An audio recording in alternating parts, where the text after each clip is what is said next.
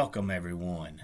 Welcome everyone. Welcome everyone to another Ref Brandon and the Todd family YouTube video. Wherever you are, whatever you may be doing, thank you so much for making Ref Brandon and the Todd family a part of your day. We always greatly appreciate it. Today's video was going to be my NASCAR review, but since the Milwaukee Bucks wrapped up the NBA Finals on Tuesday night, I did not get to talk about the Milwaukee Bucks yesterday because since yesterday was Wednesday, we did our normal every Wednesday weekly top 10 countdown. So tomorrow will be my NASCAR review for all you NASCAR fans out there. And before we get to talking about the Milwaukee Bucks winning the NBA Finals, there was some interesting college football news that came out last night. Now I'm going to continue to read about it and read up on it to see whether or not it's true. And then coming up on Saturday, I'm going to be giving my opinion of the best 10 teams in college football as we head into the 2021 season. And in that video, I will touch on some of the interesting articles and interesting news that came out last night in case you have not heard yet. But I don't want to talk about it until I know for sure that it's true, because not everything you hear turns out and ends up being true. But congratulations to the Milwaukee Bucks winning their second NBA championship and the first one since the 1971 season. And Giannis Antetokounmpo becomes the fifth international player to win the MVP, to go along with Dirk Nowitzki, Tony Parker, Tim Duncan, and Hakeem Olajuwon.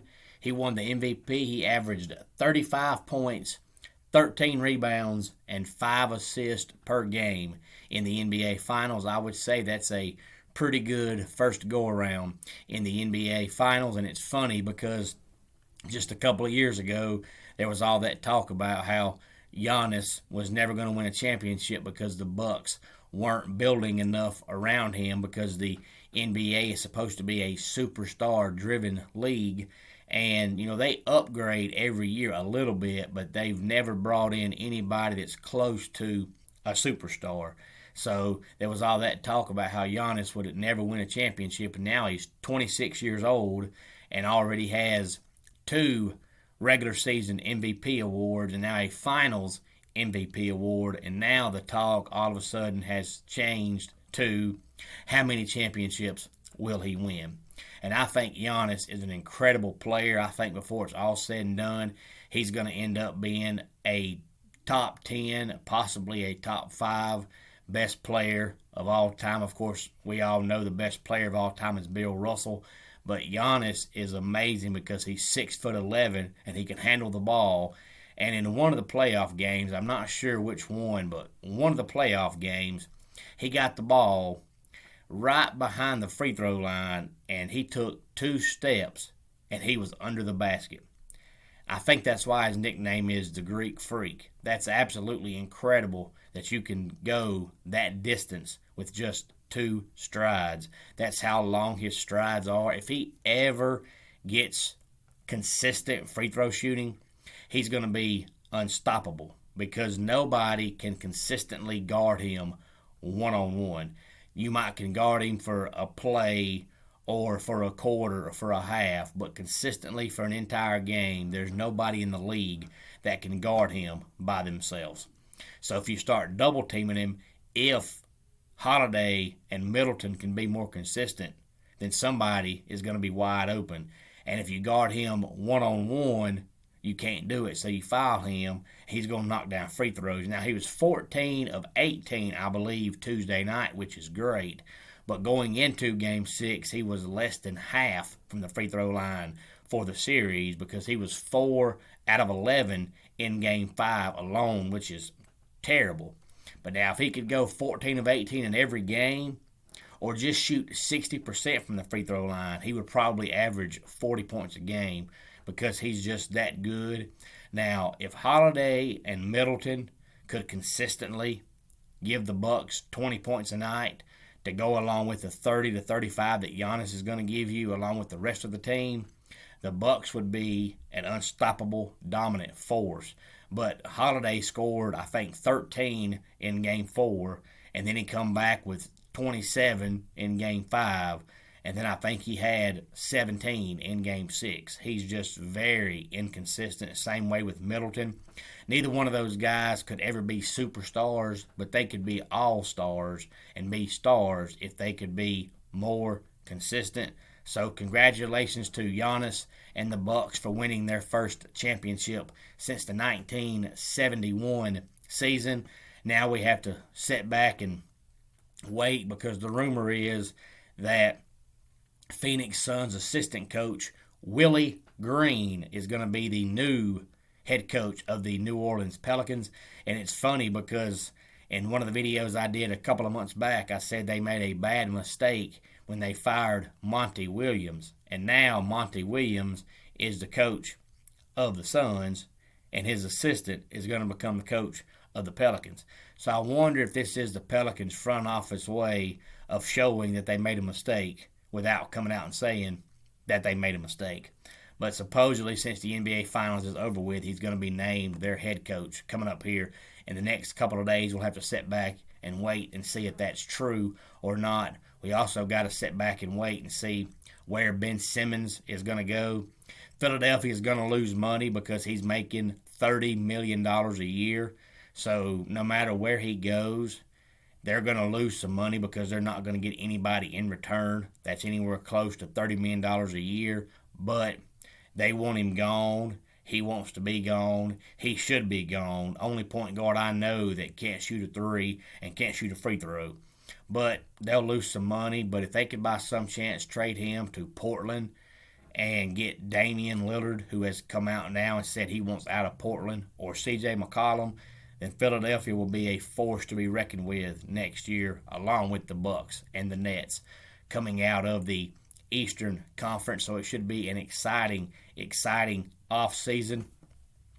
But Giannis winning the MVP just goes to show that this is one of the reasons why I don't watch ESPN anymore. This is something I've been wanting to talk about now for a while, and I just kept waiting for a reason to bring it up and a situation to bring it up. Because back when I was younger, I used to watch ESPN all day and all night, not just for ball games. I watched Sports Center. I watched Baseball Tonight. I watched College Game Day. I watched any NASCAR show they had, all that stuff. But I just want to know if anybody else agrees with me when I say that, to me, ESPN no longer has anybody that's credible on their station. And I have not watched ESPN outside of watching a game in probably 2 years or 3 years. And it's because back when I was growing up, they actually hired people that actually sat back and watched sports and knew sports and wanted to be engaged in sports and talk knowledgeable about sports. Now they hire people that just say the most off-the-wall, stupidest, most nonsensical stuff in the world, and they only say it because it's clickbait, as they say this day and time. And the reason I'm talking about it now is because I won't say his name, because that's what he wants. That's what ESPN wants. But I know that he said it because I've read multiple articles about him saying it.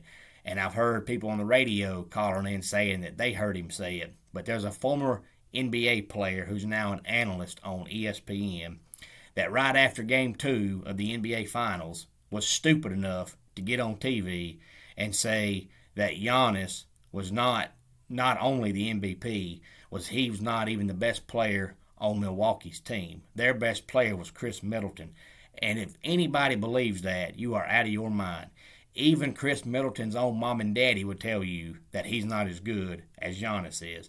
But he said that, and the next thing you know, there's millions and millions and millions of people that are out there talking about what he said. So I want to know, are we done with the days of actual people on TV talking sports, actually knowing about sports? Or do all these networks now just hire people that go on TV just to say the most outrageous stuff they can, because they know if they say something outrageous, they will garner attention and garner views and make you want to watch to hear what they're going to say next. I just think that is the biggest bunch of malarkey I've ever heard in my life. If I'm watching somebody that's going to talk about sports, I actually want somebody that's going to say something that makes sense.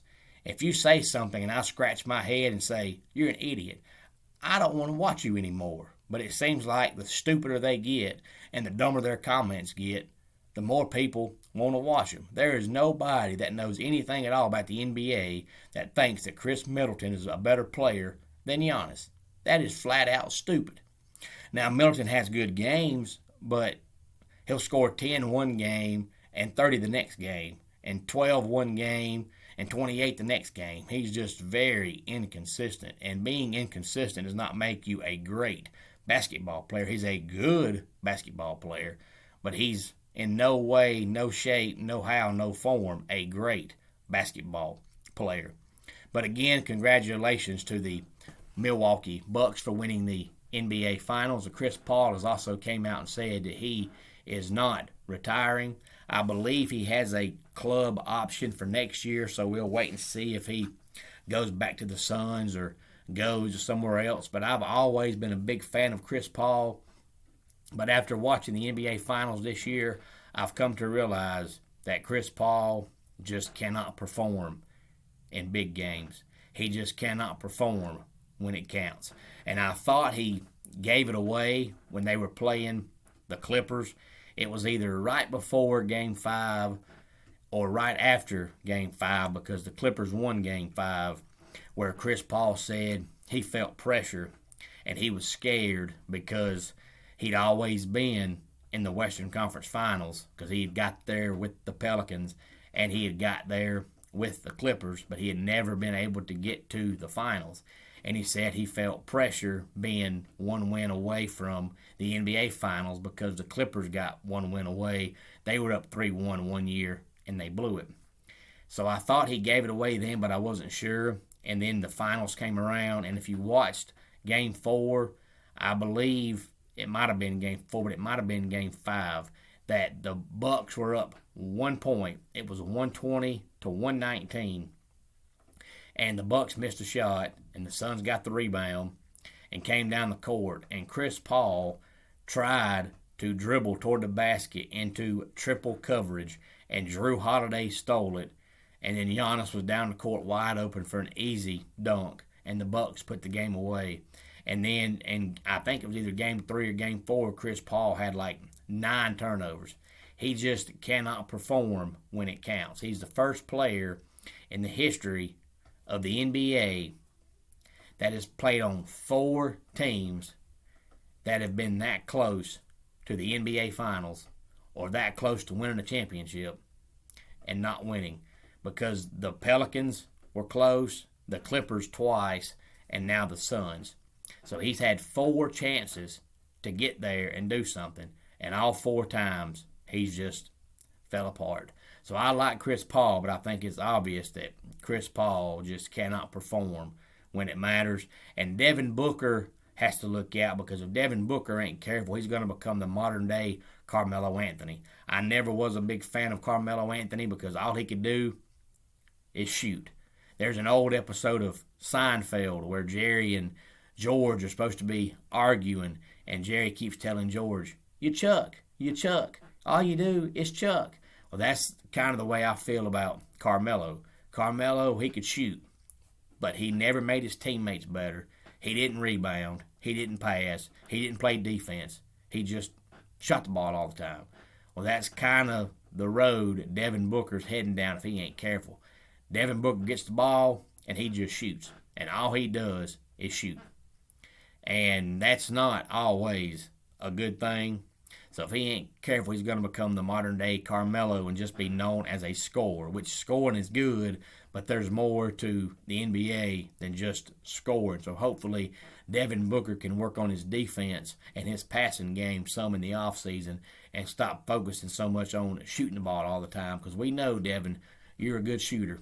We know that. We see that. But you need to do something besides shoot the ball all the time. So if you have any thoughts on the NBA Finals or any thoughts on how good you think Giannis will be, or any thoughts on whether or not we are done with the days of people on TV actually watching sports and giving out good thoughts and good opinions on sports and not just stupid stuff, please feel free to drop it in the comment section and let me know. And tomorrow's video, as I said, will be our weekly NASCAR review. I just saw on the news that a man has discovered how to do origami backwards. More on this story as it unfolds. And that wraps it up for today's Ref Brandon and the Todd Family YouTube video. Until next time, it's Ref Brandon saying, just like in pro wrestling, life can be over by the count of 3. Tell your friends and family how much you love them. Bye.